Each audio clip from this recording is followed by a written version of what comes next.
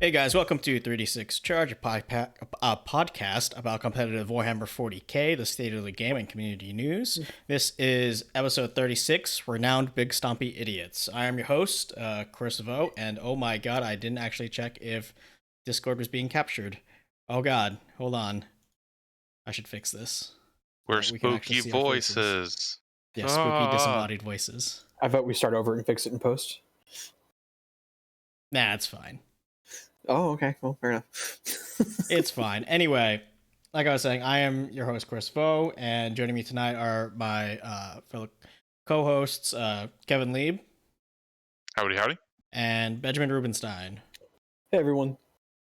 So, as the title suggests, tonight we're talking about big, stompy, renowned idiots. So what does that actually mean? So we're going to talk about Armies of Renown. And we had wanted to talk about the new book in detail when it came out. However, since then, we have also received news that we're getting a new AdMech Codex, and the Dark Eldar Codex, of course, has dropped. So any review of the Dark Eldar portion of this book is going to require basically a complete review of the Dark Eldar Codex, which we will probably do next week. And any review of AdMech will likely just be like invalidated by whatever the new Codex does. So we're going to do our normal list review format where a new book has come out. We've written a couple different lists that we think are very interesting out of that book. And we're focusing on the Death Guard and Imperial Knights lists for now, because those are the lists that are going to be not changing for the longest amount of time.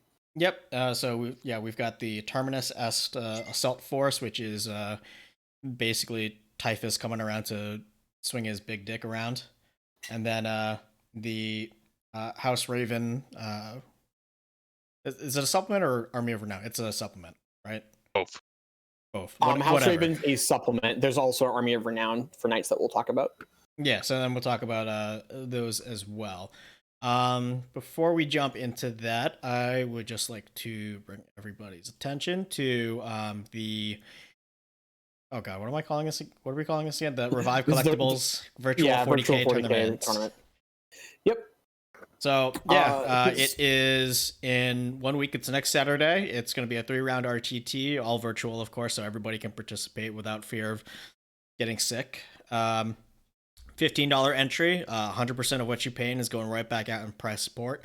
And something that's unique about this tournament is, even though it's a virtual tournament, you can still win Best Painted.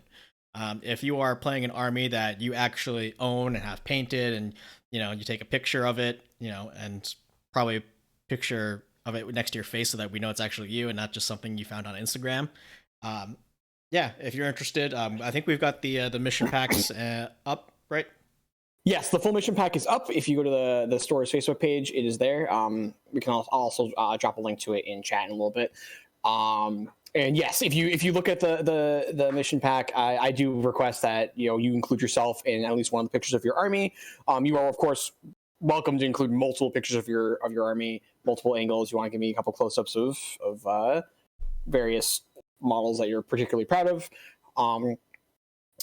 And yeah, so if you go ahead and check out the Facebook page, I've got the full mission packs up. You can actually go on to TTS and actually look at the maps and missions that are going to be used. So you even more than a normal event, you can really prep for this one by looking at the terrain setups for each mission. Figure out what you can hide, what you can't on each mission, and kind of tailor your list a bit from there. Yeah, I know I'll be participating.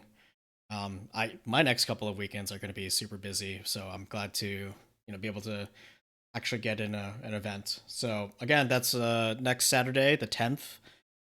It's going to be a 3-round event, so whatever you expect to spend 3 rounds playing at a local store, expect the same thing here, except you can do it in the comfort of your own home wearing sweatpants. Yeah, that's great. Yeah, so facebook.com/Revive Collectibles. Oh, sorry about that. Yeah, and the only thing is, part of that mission pack is I am looking to get lists by April 6th. If I end up getting a couple lists later, that's fine. I just don't want to end up with 11 lists to review like the day before, because And I'm not going to share the lists until once everyone is round one pairings have gone up. This is when I'll post lists. So don't worry about a competitive edge about submitting your list late. I'll be the only person who sees them. Yeah. So, and also, we are looking at potentially streaming it. I've had a couple people ask me if we're going to stream the event. I would urge you to try and play in it, but if you want to watch, check it out. I think we're going to do our best to stream it on this channel. So we'll have sort of not a podcast, but I'll try to stream and commentate a bit. We'll try to keep it live. So when people are playing in this, we're going to ask that people, hop into the Discord and stream your games if possible. And, it's just going to make asking Ben rules questions a lot easier if you're already if everybody's in one Discord anyway. So, yeah. Alrighty. Is there any logistical things like having to share Steam accounts beforehand and stuff, or? Yeah. If you go to the packet, I believe I've mentioned that when you submit your list, I want your Steam friend ID so that I can post those in the pairings. Yeah, it'll make it go a lot smoother. Like when you go to TTS and start a game, you can always just like make the name and then have password protected and share the name with somebody and the password. But it's a hell of a lot easier if you just go to your friends list and then just like right click join. Mm-hmm. For sure. Yeah, just trying to remove any friction points. So, yeah. Any other news that we want to touch on before we dive in? I think for the photos, you should really have the people put shoes on their head because, like, it could be a pre-COVID photo. You got to really make sure. If they have the army pre-COVID, that's fine. I think that's it, right? I mean, the only other news is like we got the Dark Angels FAQ, and it changed actually nothing. So there's still the best army. So cool. Chat's asking us if we're all in New England like Omar. He met him at an event a couple years ago and tossed around the idea of hosting a small ITC RTT in Nashua. If you do that, I'll go. We're in the southeastern Mass, Rhode Island area. I don't know. Nashua might be kind of a hike for you too, but it's could be a bit far.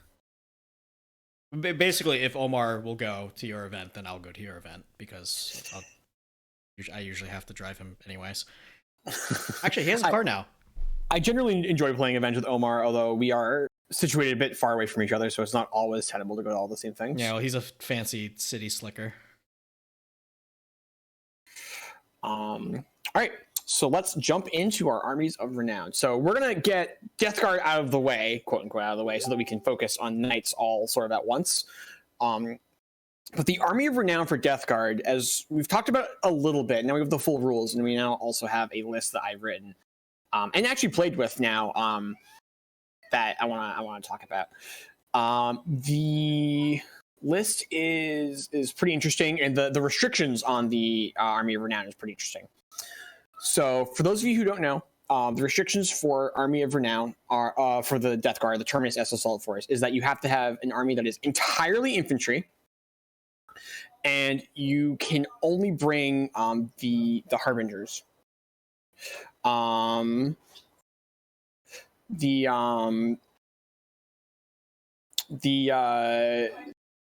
the Tallyman? I forget the Harbingers. Yes. Typhus's Legion. They have the worst warlord trait pretty easily. Their warlord trait is like they use like an aura of mortal wounds. It's to the point where I don't even know if it's worth bringing. I think you probably just want to spend your warlord traits on there's very powerful Death Guard warlord traits other than the contagion warlord traits. And their stratagem is one command point. You pick a Poxwalker unit and it can reroll all of their hit rolls, which combos really powerfully with the Virulent Strain stratagem, where you pick a unit of Poxwalkers and all their 6s hit do mortal wounds and all their 1s do mortal wounds to themselves.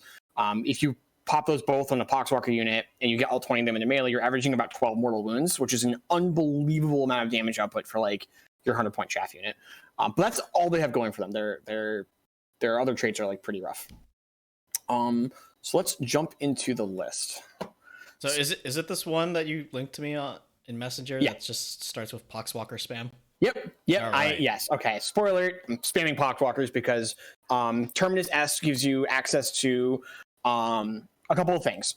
You have, whenever you put Terminators in, or sorry, infantry in outflank, if they are bubonic Astartes and they do not naturally deep strike, they can now come onto the table as though they're full on deep striking. So no like within 6 inches, limiting on board edges, just like more than 9 inches away. They just didn't. And that's it. Yeah. However, the cost for putting things in outflank is increased by 1 command point. So it's 2 CP for 1 to 9, 3 for 10 to 20, etc., etc. There's probably something there, although in this list I have not particularly focused on it. The other things you get is you get access to a relic, which I didn't take, and a warlord trait, which I didn't take, and 4 stratagems, which are excellent. The stratagems are, you've got 2 CP. Every Poxwalker in your army moves 3 extra inches and piles in 3 extra inches. So moves 7 and piles in 6, which makes it really easy to get your big 20-man blobs like all into melee with something. You also have 2 command points or 3 command points if the unit has 11 or more models in it to pick a Poxwalker unit and set it back up at full strength. Now you can pick a Poxwalker unit that's below half strength or a Poxwalker unit that's been completely destroyed.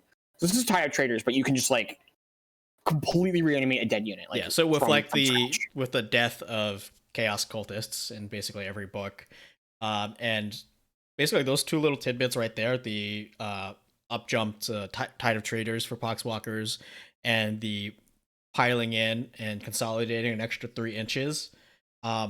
You can build an army around that like easily, which makes sense because this is what you did. You know, with it being called Poxwalker spam. Yeah, for sure. And the last thing you get, which is, in my opinion, the most exciting one, is you get access to a new psychic table that has 6 powers on it, and they are really good. So let's talk about this list. So I'm starting off with Death Guard Demon Prince, I'm giving him wings, a sword, and keep in mind that the sword is now different for Death Guard. It's 6 attacks at 8 neg 3/3, hitting on 2s. Separating Plate, which is a 2-up armor save. It can do mortal wounds if he gets hit. But the main point here is a 2-up armor save. The warlord trait he's taking is he's an extra point of toughness, which brings him up to 7, and he ignores AP 1 and 2. He's taking two powers from the Terminus S. First one is Warp Charge 7. He picks a unit with an 18, and all of its weapons lose 2 armor penetration. So if they used to be armor penetration 3, now they're 1. If they used to be 4, now they're 2. If they used to be 2, now they're 0. And that combines absurdly with that warlord trait and the separating plate. This means that he can look at a unit that has armor penetration 4, cast that spell on them, walk into melee with them, and be making 2-up armor saves against them. Does the separating plate still have the mortal wound back at them mechanic? It's only 1 mortal wound at the end of the fight phase on a 2-up. So it does whatever. The important thing though is the 2-up armor save combined with extra toughness, ignore AP 1 and 2, and then give a unit -2 in armor penetration means that it is just not taking damage from things. So what I did very often with this is I looked at an enemy melee unit, I pop this on it, I like charge into the thing, kill a thing, and then just consolidate into that melee unit because that melee unit's not a threat. Like you have 15 Thunderhammer attacks, I'm saving on 2s, whatever. You can also like neuter enemy shooting. I use this power to like stop like big vehicles from like having good armor penetration. This combination just lets the Demon Prince kind of pick a unit, rock into it, and not take damage. It's really wild. The other power he took goes off into 7. Pick an enemy unit. You roll d6 and they roll d6, and you each add your toughness. If you beat them, they take 3 mortal wounds, and if you double them, they take d3 plus 3 mortal wounds. Now, this Demon Prince is toughness 7, and your Death Guard, so oftentimes your target is -1 toughness. Yeah, I like that a lot because they had something similar in the original 8th edition codex. Something along those lines, but it was just something like poopy. Like you only deal like 1 mortal wound if you beat their toughness. And I think it was like on like maybe like 7 dice. Like for each time you beat it. That power still exists, and that power is a lot more exciting now that you penalize toughness. But this one is like just actually assassinating characters. Like, oh, like your toughness, like 4 character, he's toughness 3. You're averaging a 6. I'm averaging a 10. Like, yeah, this spell basically takes like the exciting part of that one that I just talked about and turns the dial up on it a couple of notches. Yeah. So if you're playing against any sort of toughness 3 army, if they are in range of a contagion, he's just killing characters with one psychic power. And then he himself is unbelievably tanky. So there's a whole list we have to talk about, but like this particular combination, like I feel like we're gonna see if Terminus S sees play. I don't know if it's gonna be a Poxwalker spam list, but like this particular combination of relics and warlord traits on like a demon prince, I think we're gonna see this a lot. Like it's silly. Chat is asking the person who I played this list. Chat is asking this list I ran at him. It's close. I think I changed it up a little I like bit. Actually, speaking of that, I wanted to bring that up because I liked his choice of words there. Is this the list that you ran at me? Yes. You run it your opponent. Yeah, let's look at your troops choices here. So hang on, I do want to get through my other psychers. So I brought Typhus, he brought Vitality, Miasma, because that's like the 2 classic excellent Death Guard powers. And then a Malignant Plaguecaster with 2 more powers from this table. So Warp Charge 7, pick a unit within 18, and actually having played this list once, and then he's a relic for +6 inches on his casting range, so it's actually within 24. Pick a unit within 18, so 24 inches, and that unit rerolls all hit rolls with plague weapons. The second power I put a question mark afterward because there's some options there. I think the best one is probably pick a unit, an enemy unit within 18, so +6 inches, so 24. It can't advance, and it cannot declare charges for more than 6 inches. It just gives you like a very clear like line of like this is exactly how far this melee threat can charge. Between the give a unit -2 armor penetration and prevent a unit from advancing and charging or like and declaring charges more than 6 inches, you can really hamper any onboard melee threats from like having a threat range or having like a threat damage output. And then so for troops we have 5 Plague Runes, 100 Poxwalkers, and then elites we've got 10 Blight Lords, 5 Blight Lords, 5 Possessed, 5 Possessed, because Possessed do have the keywords to let you bring Poxwalkers, which we missed on our review of the Death Guard Codex. I forgot that Death Guard Possessed are also core Bubonic Astartes. They're pretty choppy. They're not incredible, but like for 120 points, they're basically Plague Marines with normal saves, which is good. They don't shoot, but they're better melee. I'm pretty into Possessed. I think they are. I originally tried running them with a 10-man squad, and the 10-man squad just felt like I was trying too hard to like make it do something. And just like 5-man squads with Possessed are just like they're tanky. They can sit on the objective. You want to run them at your opponent, they will chop through some Marines. So are you saying it was still a mistake for me to buy those 30 Possessed last April? There might be a version of this list where you just put 30 Possessed in Deep Strike, and like that's the plan. Because remember, they go full Deep Strike in this attachment, so I don't hate it. I brought Tallyman because I think that command points in this list are just too important not to be bringing every single one you possibly can. I didn't bother putting any relics or warlord traits on any of my other characters, so I'm starting the game with 11 command points. I just brought the 1 extra relic because I spent the entire game spending command points to move Poxwalkers down the table faster, reanimate Poxwalkers, reanimate whole units of Poxwalkers, make my Poxwalkers do bonus damage. And this is a list that just wins on points. I put you have 100 Poxwalkers, you just push them at your opponent. What do you do? And also somehow Poxwalkers are on like hilariously small bases. They're one of the few units still on 25 mil bases. Are they up to 30s with the new kit? I don't think so. No, 30 is not a or 32s rather. If they are, then half of my plague bearers can actually be used as Poxwalkers. I'm pretty sure they're still 20. You can like hide them in places you really shouldn't. I'm like 90% sure they're still on 25s. The cultists are on 25s, Poxwalkers are still on 25s. Yeah, you can hide them in places like you really shouldn't be able to hide 20 models.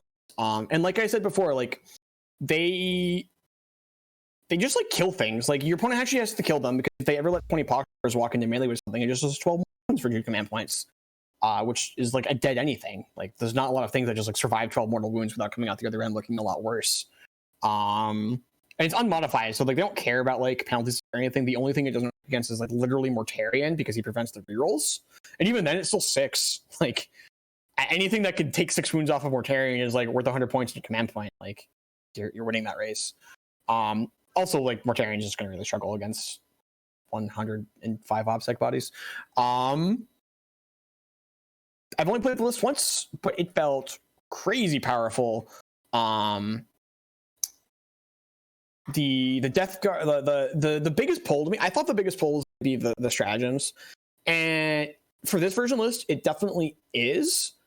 But now having played it, I think there's something to be said for the psychic table just being completely absurd, and like there might be like a thing with possessed where you like deep trick a bunch of possessed, because one of those psychic powers is like functionally you have a chapter master. Like you don't need to be like babysitting your possessed with the character. Like your playcaster with that relic for plus 6 inches of casting can just like from 24 inches away, like look at a unit of possessed and be like, they're really rolling all their hit rolls. Also, I'm way over here, like not anywhere in danger. I don't need to like worry about sending a character with them. They can just like go out and do stuff. And like they're T5, 2 wounds each, -1 damage taking, 3 of armor, 5 of them saves. Like you can cast a power, make them toughness 6. Like they're not like, you have to really hit them to kill them, and they're very choppy in melee. I think the only thing preventing me from running this list, because like the core like thought behind it, I'm fully behind. The thing that prevents me from running this is that I just don't have the gumption to deal with 100 Poxwalkers. That's super fair. Yeah, it was like I don't own 100 Poxwalkers. I was playing on TTS. I don't really plan on playing Death Guard at all ever. But I think that I mean, like, I've played this. armies with like 60 plague bearers and 40 cultists. Like, it's one of those armies where like it's kind of fun if you're just like messing around, like playing Beer Hammer. Yeah. It's not fun at all. It's like when you're playing on the clock at a RTT or at whatever event, it's like a 3-hour like anxiety attack, because you're just trying to like get everything going in your head, making sure that you know where all of your units are going to be for sure going, because you don't have time to waste when you're on the clock. Yeah, I mean, but like even so, and I think those versions of those lists are also very good, like running Poxwalkers. What's the unit that we always go back to is like, this is like the big threat unit of the meta right now. Like this is the thing that kind of kills everything. It's like a bunch of dudes with lightning claws. Like, all right, what if the lightning claws were AP 0? Are they still scary? No. Whatever. Not like, even a little. What are you gonna do? Kill my Blightlord Terminators? I'm on 2 up armor saves. Like, I don't care. And like that psychic table is insane. Like if your opponent's like starting dudes on the table, to like get into melee with you, you have so many ways of just like completely mitigating their damage output. It's, I don't know. This list felt way better than I thought it was going to. I looked at, you can't bring Mortarion, you can't bring vehicles, you have to bring the worst play company, and kind of went, but like, no, there's some gold in here. Between like the stratagems and like maybe 100 Poxwalkers is silly, but like, man, you're definitely always bringing one unit, because to be able to just like reanimate it at random is like pretty silly. And the ability to like reanimate a Poxwalker unit is like pretty great, and then the psychic powers are so good. Being able to be like, oh yeah, this like random plague caster, he's also a chapter master, like, by the way. Like, he's just gonna pick a unit and reroll all its hit rolls. This Demon Prince is actually indestructible in melee against like insert your melee threat unit. Like that, like there's some very kill units in the meta right now, but I don't think there's any AP 5 weapons going around, and unless you're AP 5, he just doesn't take damage from you. Yeah, Gilliman with the sure. The Gauntlet of Justice, whatever. Sure. It's gotta go for you. You've been too arrogant. That's fair. You'll have to steer clear of Gilliman. So my big take on the list and why I think it's actually probably performed better than you initially thought is like, you look at the list, there's nothing bad you're taking. You're taking something that we already kind of perceived as good, or like a good strategy. Like we've all known that like large amount of OPSEC bodies is a good strategy in 9th edition. Especially Fearless and Feel No Pain ones. And like Poxwalkers are like the best one for doing that. You've made your Poxwalkers kind of insane. Yeah, for sure. And then the rest of the models you're putting in your army aren't bad. I would say the Possessors are a little bit on the weak side, but like that's a small cost to pay for how much you're making your Poxwalkers over everyone else. Yeah. You turn the Poxwalkers to like this OPSEC annoyance to like a mainline threat unit. Yeah, I remember when I first got my Dark Imperium box, and basically everything that I saw online that, if you wanted to take your box and actually like be competitive with it, take all of those poxwalkers that you got, go buy a bag of 32 millimeter bases, and now they're plague bearers, and just use them as plague bearers instead. So it's really refreshing to me to actually see like the poxwalkers be good, because they were everything that I wanted my 40 cultists to be. Maybe I should just slap some just this green paint on my cultists and call them poxwalkers now. Is that not a Poxwalker? Chat's pointing out that they play a lot of games with sisters, and like things that mess with AP are like really, really good. Yeah, for sure. Anything that can mess with AP in this edition is scary. Necrons hate it. Gauss is trash without AP -2. Yeah, a lot of their value is the AP. Yeah, you 20 Necron warriors, you have no armor penetration. What are you gonna do? Shoot at my Terminators? Like, yeah, it's Necrons without Necron warriors without AP is basically like a tactical Marine squad, like with bolters. You don't really take it seriously, at least as a shooting threat. Yeah. So places where this list can fall apart.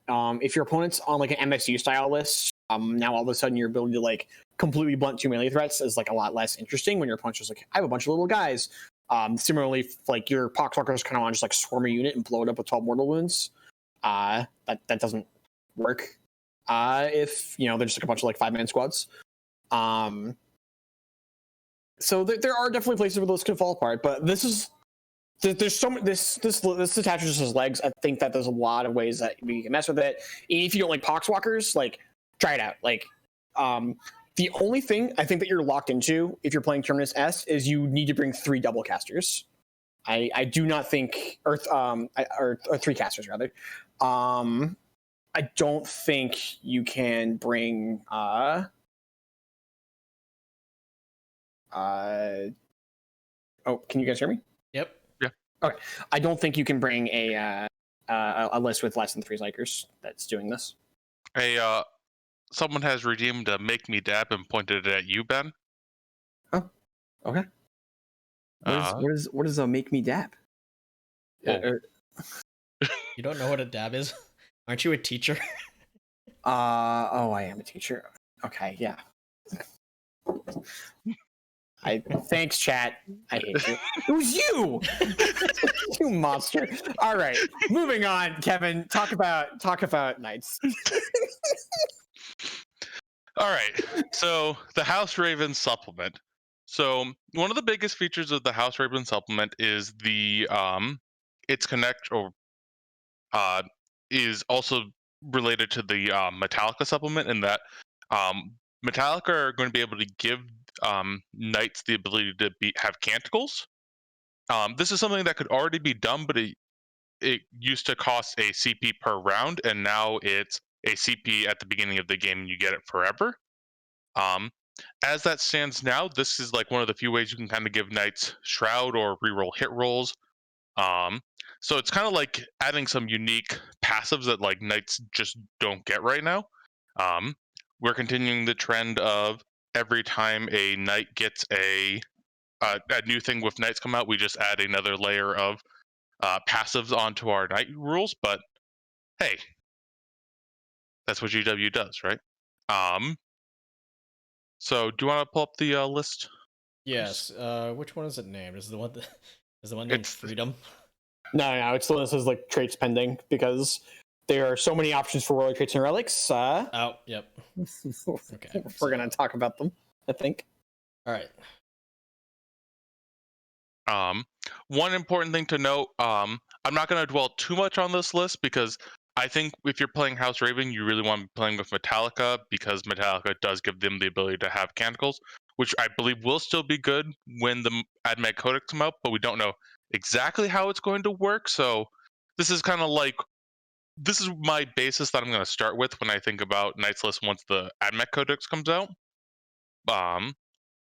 So to start off, we have a patrol detachment, two tech priests, go around healing things, good bodies for doing objectives, rangers, same thing, infiltrators, ability to deep strike and kind of handle chaff units, something that was kind of missed before in like a regular Knights list. And similar with Raider. Infiltrators also have the ability to deep strike. I don't know if I mentioned that. And then Raiders for kind of like pushing out and like kind of doing movement shenanigans. So a fairly cheap AdMech detachment, but adding a lot of utility and kind of the things that Knights are missing. Going on to the Knights, pretty basic three Crusaders and obviously House Raven. It's worth noting that the Knights have a few options. You can get a bunch of relic weapons. All the Warlord traits as they are good now. There is a pretty powerful Warlord trait that's coming out of this book that gives them +2 wounds and treats them as though they're an AdMech vehicle for the purposes of healing, which can kind of let you really heal up a Knight in a way that like people aren't used to. Right, because the AdMech double heal strat still works. It can still target the same vehicle twice. I don't think that one never got changed. Yeah. Yikes. Not saying their vehicles weren't worth healing because they are very good, but like, yeah, the AdMech double heal. If you remember playing against Iron Hands double heal, it is that stupid, but it's on a Knight now. I think the stupid part is the So the Crusader is Stompy. the one with the Gatling on it, right? 2 guns. Yeah, and you can swap out the thermal cannon for a battle cannon. Yeah, one of these is a battle cannon and 2 of them have thermal cannons, it looks like. Yep. So you could get like the relic battle cannon that has flat 3 damage, really good against both Death Guard, regular Marines, and Gravis armor. And then if you do that, you could probably give that guy the like roll out your dice, figure out how many shots you're getting Warlord trait. Exactly. One of the things to note about this list is it's going to be CP light, but it only needs to rotate Iron Shields like once a turn, if it even needs to. It's not. It's going to have CP light, but it actually can kind of be CP starve and still function. So how much CP do you start with? It depends on how many relics and Warlord traits you buy, right? If you're like full on, every Knight has a relic and a Warlord trait, you'd start off with like 3. But yeah, but I mean, like, don't need the 3rd Warlord trait, so it's probably like 5, you think? Yeah. So you can kind of tailor it to the matchup. Well, you can't tailor it to the matchup because you have to lock those things in the event. Yeah, I thought you were going to say meta, and I said yep a little bit, like a second too soon. You can kind of tailor it to the meta. If you know there's going to be a lot of like Gravis out there, you're going to want to bring that battle cannon. If you're going to go up against things that do more chipping, you want to be able to make your guys better at being healed. So like, it really depends on what you expect the meta to be. But you have options. It also depends on what we get in the AdMech Codex too. Yep, and you also have the option of like bringing a Warlord trait on like one of your AdMech characters to, because I believe there's a Warlord trait for +1 to heal, which is silly because now you're healing normal Knights 2 and that the Knight with that Warlord trait D3 +1. Yes. Yes. Also, they're Mechanicus, so they heal 1 every turn. Man, you just like have to pop those Knights. Like they just get back up.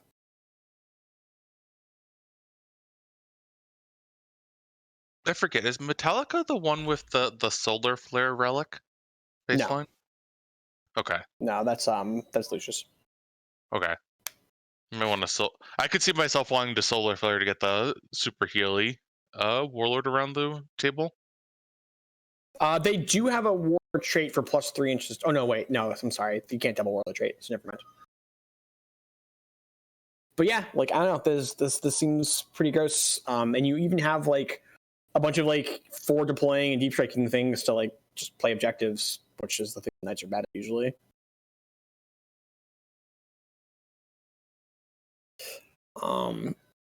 As far as like other things like going on, Knight Raven Codex supplement, the things that like jumped out to me is they have like the same stratagem that Dark Angels have, where they can pick a unit that just piled in and turn off fights for units that are outside of an inch of themselves. So rather than being like fighting in 2 rows, you're just like, you point at a unit, you're like, that unit fights in 1 row. They also can do this trick where they can increase their engagement range to 3 inches in the movement phase, which is like really weird. It makes this huge bubble that around your night bases that like your opponent just can't move in. So can you fight out to 3 inches, or does it just count as it's like in the you movement can't... phase? It's actually like even sillier. So it's in the movement phase at the beginning of your opponent's movement phase. I think it's 1 CP. You pick a big knight and its engagement range becomes 3 inches. So there's something within 2 inches of it. All of a sudden, that thing is in combat and has to fall back if it wants. But at the end of the movement phase, your engagement range goes back to 1 inch. So now it's not in combat, and if it wants to charge you, it has to like charge you and risk Overwatch or something like that. There's just like so you just like lock things in place. Yeah, I like that. I like that a lot. For anything wild. that makes your opponent have to do something movement wise that they might not want to do, I always see that as a win. Yeah, the big ones that jump out to me are though like you can't fight in 2 ranks, and they also have one for 2 CP, which is really spendy. But you automatically roll a 6 on an armor save instead of rolling a die, which every once in a while, like that'll just save a knight. Yeah, like things to note with that, like we're talking about these knights as of right now can get cover. So like you can be like, oh, your eradicators are shooting me like round 3 and you're in the assault doctrine. Well, I made that save with my armor save, just like. Oh, I didn't even think about that. That one might. I think that strategy might be melee only. The armor save one. Yeah. But still being able to just be like, I got 3 wounds left and I have a thunder hammer coming at me. Like, just keep my life, thanks. Like, there's a lot happening there. But I do think amusingly the best thing about the House Raven is the House Metallica thing, where you give them all canonical. Canonicals might get changed, but like Kevin said, just like stacking passives knights is yikes. Like there's the only thing I can think actually going away is how Shroud Song might affect like vehicles. Maybe. Canonicals are only going to get better, right? I imagine the lame mechanicals are going to get much better. I can't imagine rerolling hit rolls going away. Like that's just like those seem very standard. I can't see those not affecting the knights. Otherwise, what's the point of even saying that the knights can get mechanicals? It's like Shroud is like the only one I can see like explicitly just saying like these don't affect vehicles. It would be weird if and I actually don't even think that's true, because like it'd be really weird if Admech had mechanicals that didn't affect vehicles. So like unless they're like fundamentally changing mechanicals to maybe be like if you're outside 12 inches you get cover, and if you're a Titanic outside 24 inches you get cover, I could see it changing to that. Yeah, I can also see Canonicals just becoming something completely different. But like either way, it's free rules on a night. Like, I'm not complaining. Right. Yep. That being said, the list is still kind of, it needs to see what the Admech Codex is. It also needs to see what the meta is. But it's a really strong base point right now. But speaking of free rules on knights. Oh my goodness, this one's a lot. All right, let's talk about the Freeblade Army of Renown. So Kevin, what are our restrictions for this army? You gotta be free. You gotta be a blade. Every model? I actually believe every model has to be a free blade. I actually forget what the restrictions are. Okay, I'm pretty sure it's one of those ones where it's like you have to make every model has to be a free blade. Yeah. It's like, but we make all our free blades great, so you'd want to do that anyway. So this is a restriction. Yeah, the only thing here is like you can't splash an admech or something for like obsec bodies or infantry. It's just literally every single thing has to be a free blade. And then do you know the benefits for the detachment?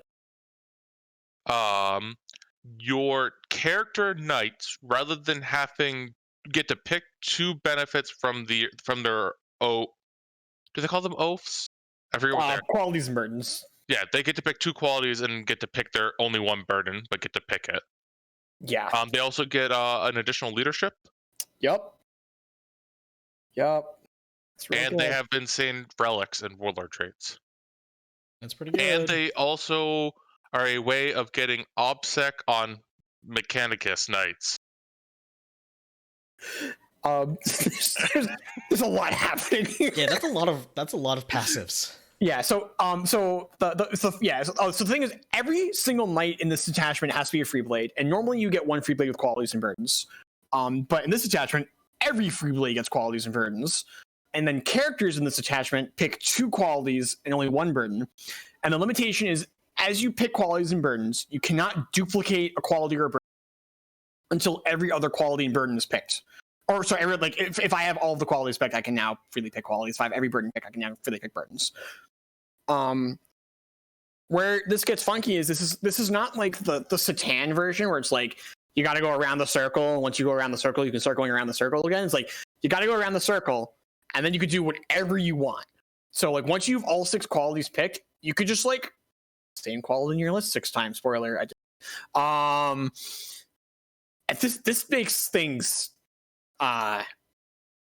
interesting. So let's look at this list. Household choice. We didn't take one. Now you can still take Questor Mechanicus or Questor Imperialis.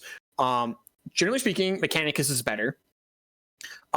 I don't think we're ever going to see like pure Imperialis, because pure Imperialis just like doesn't do enough. But you can mix too. So if you wanted to take like a single knight detachment that has a Knight Castellan with Call's Wrath and a Knight Valiant with the Relic Valiant Flamer, like you could just do that.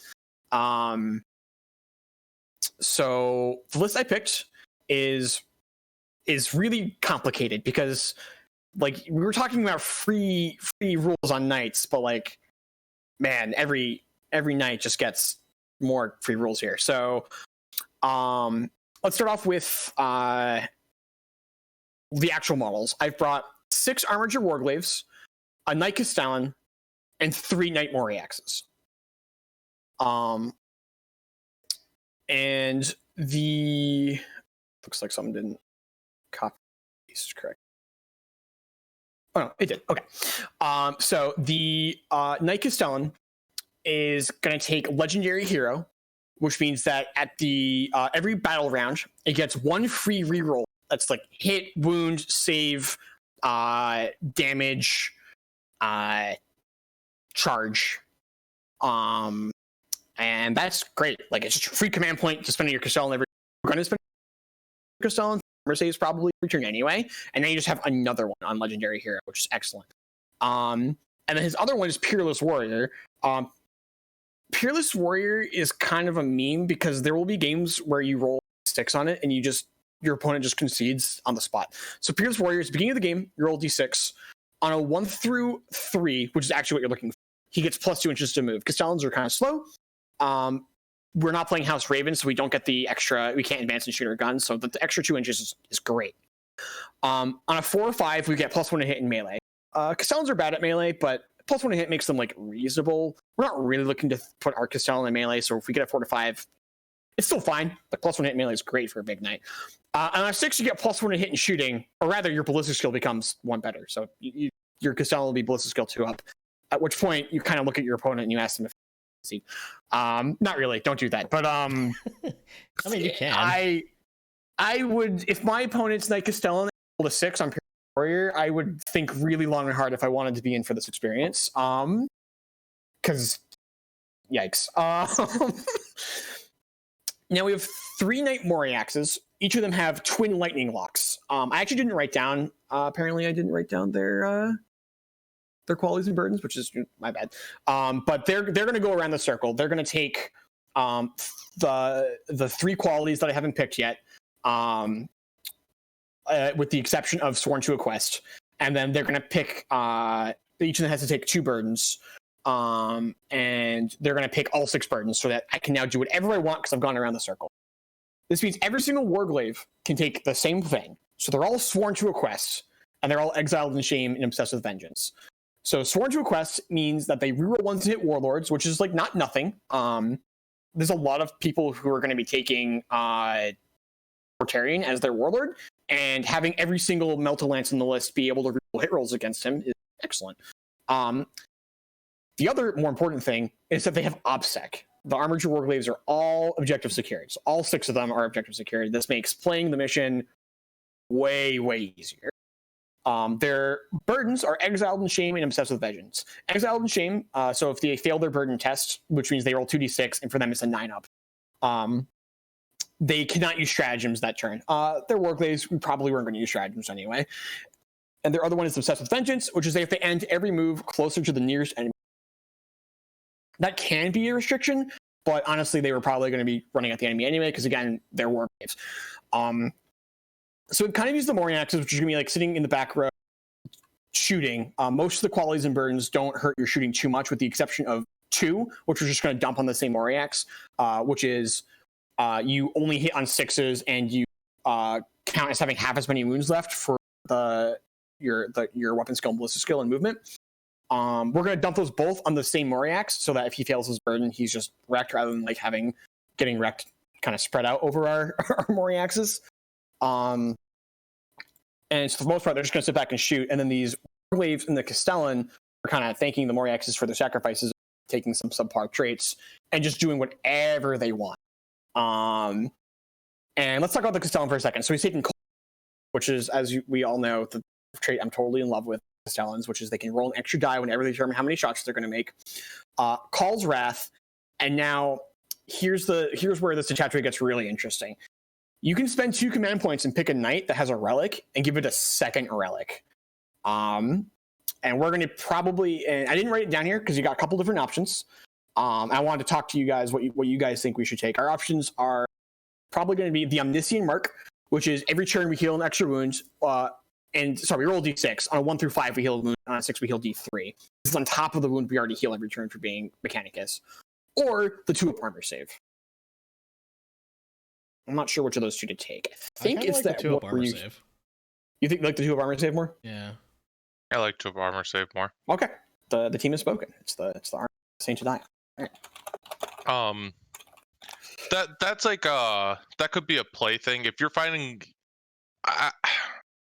so here's my thought. If my knight's healing multiple turns, he's alive for multiple turns. And if I have a Castellan for multiple turns and I'm not winning, something's gone wrong anyway. I'd rather take the thing that says, like, I get to live multiple turns. You know, that's super fair. All right. Can't argue with that logic. Yeah, can't argue with that. All right, so yeah, we're taking Call's Wrath and Armor of the Saint Ion. He's real tough. And let's talk about the other stratagems that this faction has. There's a stratagem where you can ignore your burdens within 6 inches of a character. I don't think you're going to use that very often. The stratagem that is crazy is Strength from Exile. You pick a knight, and that knight needs to be more than 1 foot from every friendly model. All the Armored Warglaives move 14 inches. The Mooring Axes both move 12, so you can spread out away from the Castellan if you need to, which you're going to be trying to spread out with the Castellan. You're probably trying to keep the Mooring Axes like exactly 12 inches away from him, so that you're like screening out Deep Strike. And then it costs 1 command point for anything smaller than a Castellan, and 2 CP for Castellan or an Acestus. The Acestus are like the really stupid ones, like the Magna Las cannons. That knight rerolls all hit rolls and wound rolls. This works in both shooting and fight for 2 CP. It's just Order of Companions for 2 CP. It's a little worse. You don't reroll your number of shots. You don't reroll your damage, but that's fine. Still good. Because it also costs less CP, right? So it's not like strictly worse. It's cheaper, it does less, but it's like the thing that we always want to bring rate for Castellan, and then just like if you just like still have it, and you have an extra reroll from Legendary Hero, and extra stats from Peerless Warrior, and an extra relic from Chosen Knight, and all your armors have OBSEC.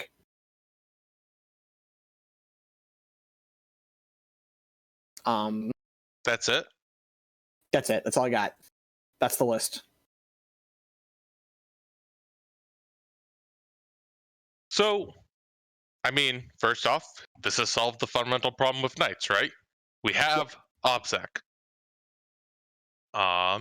It also takes something that we already thought was good, the Castellan, makes it better, makes it more resilient, and like the Castellan already was playing with a bunch of armigers, so like it's like taking a list that we already thought was like kind of there and just notching it up like 1 or 2 notches. Like I'm still worried that like if this list were, if this faction were to, this list were to become meta, like Space Marines and other factions could just like tailor to beat it.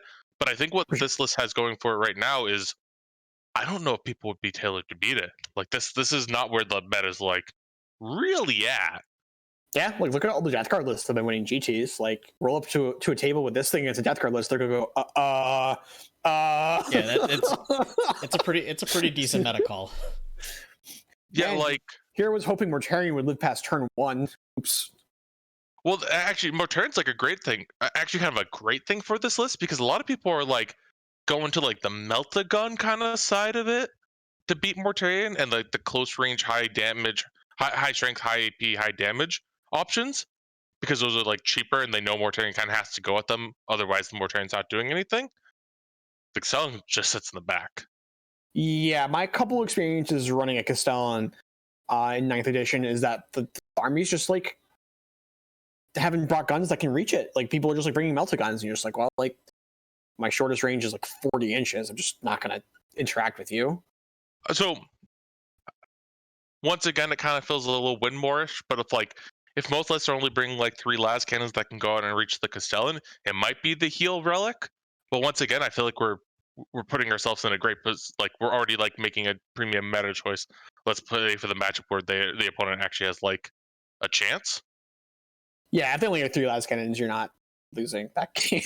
No. You are kind of running your into the teeth of your opponent, but like I cannot stress enough how many models a Castellan picks up a turn. Like if they have killed your 6 armigers by like turn 3, which is like not unreasonable, they might not have much left. Like and the other thing is that this is looks like it's to pick good secondaries. You're going to pick While We Stand We Fight on the Moriaxes, the Castellan, and the armor and a unit of armigers. They have to kill all 3 Moriaxes, all 3 of the armigers in the unit you pick, and the Castellan to get your points away. If one armiger lives with 1 wound running away off the corner, like that's your 5 points for that unit. Engaging all fronts is pretty easy because you've got 9 really fast bodies. Like this list just gets to play secondaries, which is like a thing that Knights have been fun to do. And you're probably going to get to play grind them down. Like you have brought more units than like any Knight other than light list can, but like you are still likely going to be able to just grind them down because Castellan's going to be picking up more things and yours are going to be dying. So probably about 3 months ago at this point, I played a Death Watch list into a Castellan Knight list. I saw all the armigers flub all their shots, and the Castellan picked up a third of my army. Yeah, it's that we haven't really seen anyone go to GTs with like the new Warlord trait. The cold eradication is just like not okay. And I think the meta was a lot more hostile like a couple months ago to a Castellan. Like there was just so many like haywire Harlequin jet bikes and like white scars that could charge like 50 inches. But if you're looking at the meta, everyone's just like, we're gonna fight over the middle of the table because that's what you do. And this list is just, yeah, like we're gonna send the armor over there, and they are choppy. They will fight over the table. Like fine, they'll lose the fight. Don't get me wrong. They're not as efficient as like Space Marine melee. But like the Castellan is just like not playing that game. It's just playing a different game. This is the sort of list that you can just like lose to a smoking. Like you can table your opponent and just still lose the game pretty easily with this sort of list, which is also an interesting experience.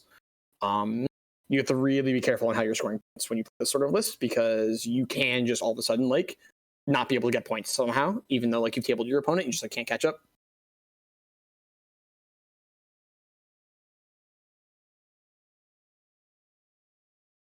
The strat that gives something advanced 8 inches and you have to end within a foot of the edge, can that go on armigers, or does it have to go on big knights?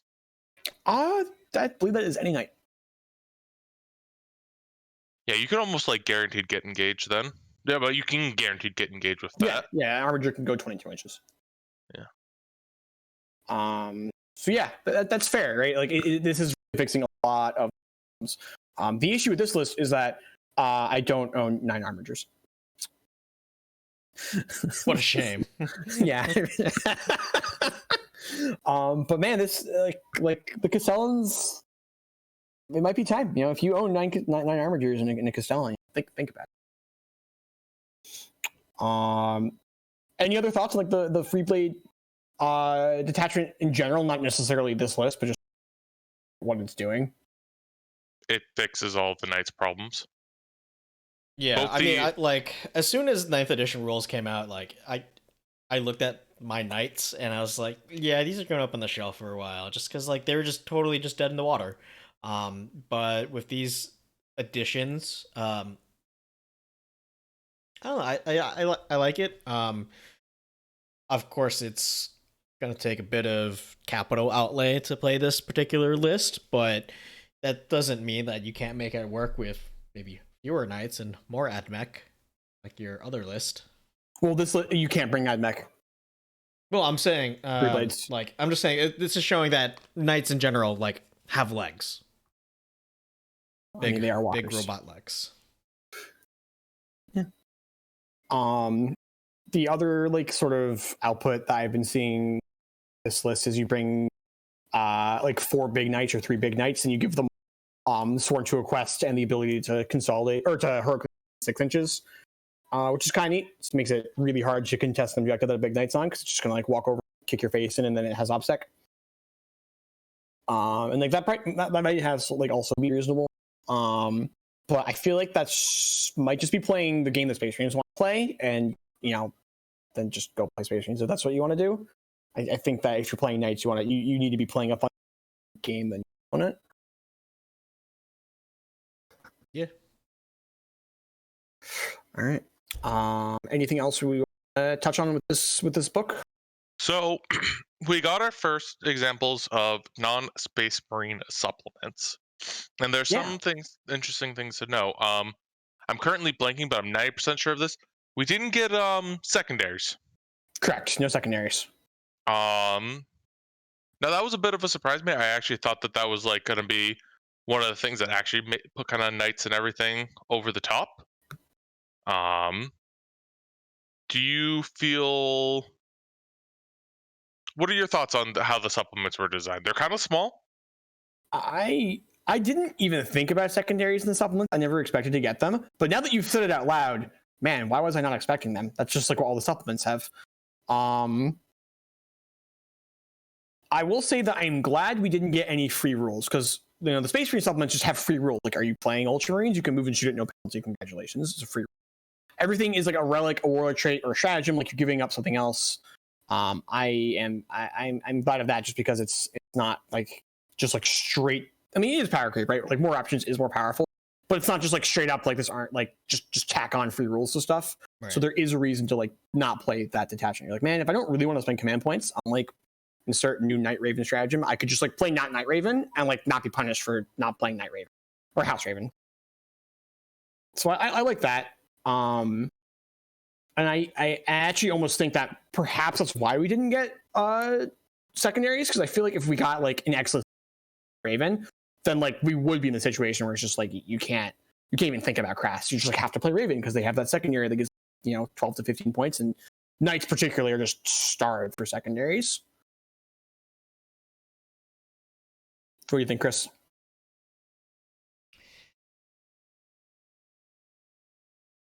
On one hand, I'm not the biggest fan of these supplements being a little bit on the lighter side. The optimist in me is hoping that it's because a full codex is coming soon. But realistically, I know that's probably not true. I'd be glad to be proven wrong on that, but I mean, the book as a whole, I like the book as a whole. But when it comes to the individual elements that comprise the whole book, each one of those elements by itself feels like it falls a little short. Like the lack of the secondaries for, the supplements, or the fact that there is a Dark Eldar supplement in it, and also the Dark Eldar literally just got a new codex. Why did they separate it? That's fair. It just feels like it's just the sum is more than the whole of its parts, but you don't get to use the whole sum at the same time. You can't, just by nature of it. You got to use each individual part, and each individual part feels like, like not like they half-assed it, but they maybe like 3/5 it. So would you rather like they just like release a bunch of like little booklets like they do with the like the Crusade books where they're like this big and you're just like play knights. Here's this like little notebook with a couple stratagems in it. See, that's the thing. Like, I also don't know what the answer is, so that's why I'm not gonna like bash GW too hard about it, because there's no perfect system. At least how they've designed like their whole like model right now. We all know what the real answer is, and that's just move to a wholly digital model where rules updates are instantaneous and freely available on an app. That's not happening in my lifetime, I don't think. But No. within the current paradigm, that's the best. I don't know what the answer is. So what I'm hoping for from these like supplements are things that are like an interesting playing style that maybe aren't the top tier. Like in some ways, I kind of hope that these supplement books aren't actually the top, so you aren't forced to play them. It sounds weird. Um, with the only time I would want it is when like a codex is out of date. Like in some ways, I kind of like hope that the Lilith and the Death Guard one aren't the best choices for their book because they literally just had new releases. But these are like, oh, if you really want to play that narrative game, which this is in theory a narrative book, that was what it was originally written for. Great. I don't think the option should be so bad that you feel stupid buying the book, but I don't feel like this should be the top. I feel like we're kind of there though, right? Like, I don't know. Like both the Cult of Strife and Death and Terminator's S are very powerful, but both the books they're going into are like kind of nonsense, and you are giving them real options by taking. And like we did talk about last episode how it's like it's hard to release a supplement for a 9th edition book before you've designed that book, because you don't want to like tell your designers like, all right, you're designing a new book, so it's really something like, I don't know, like Knights. I suspect we're going to get our Knight Codex sooner rather than later, because I would be extraordinarily reluctant to write any rules for 9th edition if I didn't know what Knights look like out of their codex, because like if you're like redesigning Knights, which I think they really do need, you don't want to be like designing them and just being like, we have this excellent idea, but it breaks something that's like already printed in this book. And because then we go back to like the Psychic Awakening thing, like you have to like ban the Psychic Awakenings as the new codex has come out, because we tweak things, sometimes things stack awkwardly. So I don't know. I think I'm with Chris where it's just like there's not a correct answer. I think it's better that we have it than we don't have it. So I don't know. I've added nothing to this conversation. That's what I think. One of my thoughts, this isn't like a competitive nature thought, but it's more of a like, is this good for the game? So let's say there comes a point in the meta in like 2 years that like spamming poxwalkers is the correct choice, and it wasn't before. All of a sudden, like you have people playing this like faction in identity that like people were carrying around this book, and all of a sudden there's another book. It just feels weird, if you ask me. Like it's the same way when I was pulling out Indominus Crusade on people before the Space Marine Codex came out, or while the Space Marine Codex came out, it just felt like the like this weird thing that was just like creeping out of nowhere. Like, oh, once per turn, all of a sudden I'm Imperial Fist. I was just like, what? Why? Where'd that come from? I don't remember that being in my Space Marine book. And it's just like, I don't know.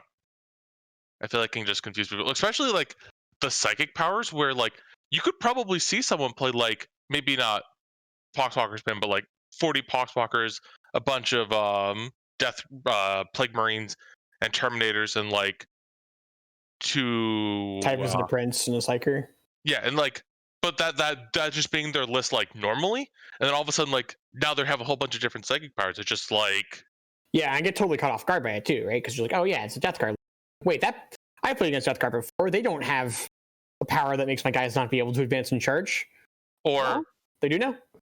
Or like, oh yeah, those Terminators, I can pop them. I have this unit in my army that's designed to pop them. It's like, oh, is that army relying on 2 AP? Well, it doesn't have that. Or that unit relying on 2 AP? Well, it doesn't have that now. And just like, it's just gonna feel weird, and it's gonna feel like you're actually playing against like a different book, which is in some ways good because you're like, which is good for variety. Novelty. But on the other hand, nobody likes playing Gacha 40k, which is what that ends up feeling like. Right. Yeah, I mean, obviously, like, go over your army with your opponent, especially if you're playing with one of these things. Like, make sure they really no, these are not just Imperial Knights. These are every dude's a free blade. Every knight has 5 rules on it. Like, but it can be hard to like keep track of all the new stuff too, and it does add complication to Death Guard, which was already one of the more complicated armies in the meta right now. I take that. So Death Guard is a little. I feel like the Death Guard one is different from the Knight one, where the Knight one just feels like it's a unique house trait, and my brain can kind of just supplement that with like a unique house trait. It's a little bit different, but it's like kind of that's what in my brain's replacing. Having a completely different psychic power and list of stratagems is very different. Yeah, if you had taken that House Raven stuff and just told me like, hey, they came out with a new thing, you haven't seen it yet, but it's basically create a house, this is what it is, I'd be like, all right, that checks out, that makes sense to me. Whereas you're right, the Death Guard one does feel like maybe not an entirely unrelated animal, but like a cousin of your regular Death Guard animal. Yeah. I've been asked to hydrate. Yeah. I think generally this is good for the game because it is adding variety. It's not just like, oh, it's a strictly like, no, you have to give something up and then you get something. It pushes like I think that Typhus's faction would have just had like very close to 0 play. Their stratagem is good. Everything else about them is like very underwhelming. Typhus himself is good, but he can just be splashed into other attachments without penalty. And then all of a sudden it's like, oh wow, maybe I do want to play them. Like 6 sweet new psychic powers. And I think that's good. Right. Same thing for Metallica. Metallica is just like, I've never seen a Metallica army in my life because they don't do anything. And now they do a lot. Yeah. I always like seeing supplements and releases like that where, people just start playing like a new faction. Like I remember like Iron Hands like being like a total fucking blight, but before that, did you know any Iron Hands players? Maybe one? I thought about taking their trait once with Indominus Crusade. Yep. All right. Funny note on that. I remember reading an article where someone was like, and if you play Raven Guard and you take that trait, your Space Marines won't feel like they just get picked up every 5 seconds. And I'm like, huh, so +1 armor and a 6 of Field Pain is the difference. Turns out in order to make Space Marines feel like Space Marines, they just need to wipe your opponent off the table. Sweep.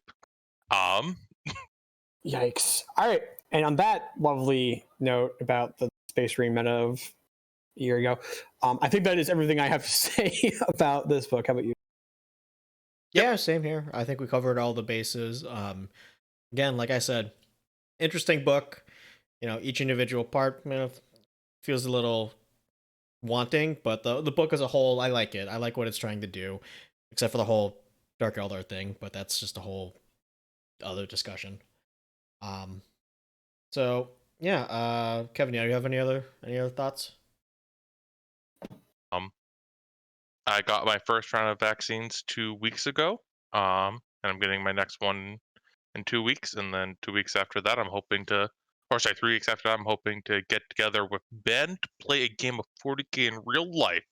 So look forward to an in-life battle report. Whoop, whoop. Yeah, should be a good time.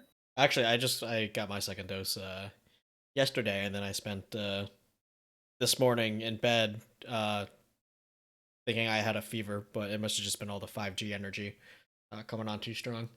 So before we sign off, just another quick reminder: Revive Collectibles virtual 40k tournament going on next Saturday. $15 entry, 100% of what you pay in goes back out in prizes. We also are going to be having prizes for best painted. So if you've got an army that you want to play in TTS and you got it nicely painted, take some pictures of it, submit it with your army list. Details are at facebook.com/revive collectibles or email at info@revivecollectibles.com. Yeah, Ben just dropped the link in the chat for you guys watching live.